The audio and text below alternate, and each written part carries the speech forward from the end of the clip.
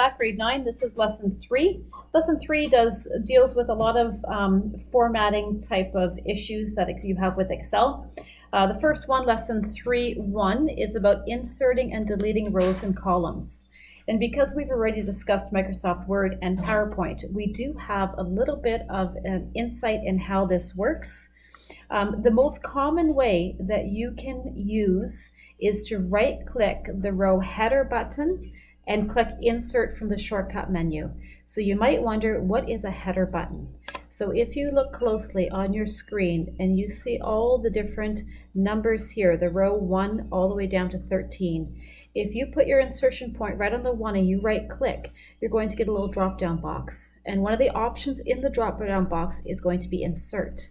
Excel will automatically insert a row above the one that you had selected.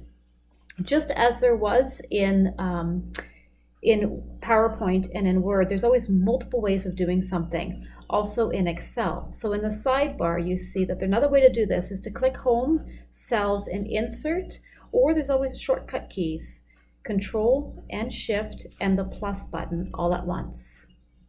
Open World's Fastest Cars to follow through in this lesson 3.1. Lesson 3.2 deals with autocomplete and the filled data from adjacent cells. The word adjacent means beside or near. So the cells that are right beside or right below and above are called adjacent cells. One thing you do need to do before you begin this lesson is make sure that your autocomplete is on. In the sidebar here, it tells you exactly how to switch it on. So switch on the autocomplete. This is one of the preferences that you can choose in Excel.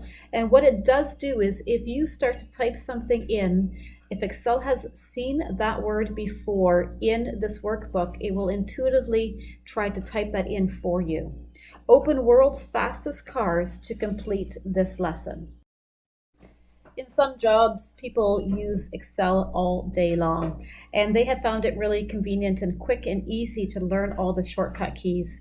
I'm not going to expect you to know any of these shortcut keys. This is just for your own information. You can see here in the sidebar, they'll always have shortcut keys or shortcut keys that you can use to do certain commands in a very quick way. Lesson 3.3, cut, copy, and paste. This is very familiar to you. You've done this in Word, you've done it in PowerPoint, and the exact same methods are used in Excel. So then there's 3 ways to copy. You can see them here on the sheet. 2 are the quickest and the easiest. You either right-click and select copy from the shortcut menu, or you have selected the item that you want to copy, and then you press Control-C on the keyboard. And then there's a third, it's the slowest way. It is to click on the Home in the navigation in the ribbon and on the clipboard, and then you will also see the word copy there. For this lesson, open World's Fastest Cars number 3. There is another way to cut and to copy, and this is using the drag and drop method. You'll remember that I've spoken before and that you've also worked before with the 4-sided arrow. When you hover your insertion point on the outside of a selected cell or a selected range of cells, that means they'll have a thicker outer edge. If you hover your insertion point above this thicker outside border, then what happens is your insertion point will change to a 4-sided arrow. And what you can do with the 4-sided arrow is you can move things and just drag and drop them with your mouse. Open World's Fastest Cars number 4 to do this. And notice also that every once in a while, Excel is not totally sure what you want to do. So they will give you the drop-down box that you see in the sidebar here. It's got a couple of different options. So when you drag and drop something, Excel might give you that dialog box that opens up, and you can choose one of the options that you see there.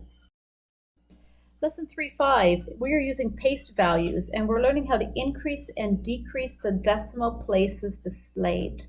The decimal places are the ones that come after a dot. So if you think about, if you have 6.2532, you have 4 decimal places. And that's important to know because when we're entering formulas, sometimes we have to be very specific about the formula that we're entering, and we enter a lot of decimal places. Other times, if you're dealing with money or anything like that, you just want to have 2 decimal places, and that is the standard. So for this lesson, open World's Fastest Cars number 5. Notice in the sidebar here that we're talking about pasting values. There are some other ways to paste values. If you perform a regular paste and then suddenly you realize you want to paste values, you don't need to start again.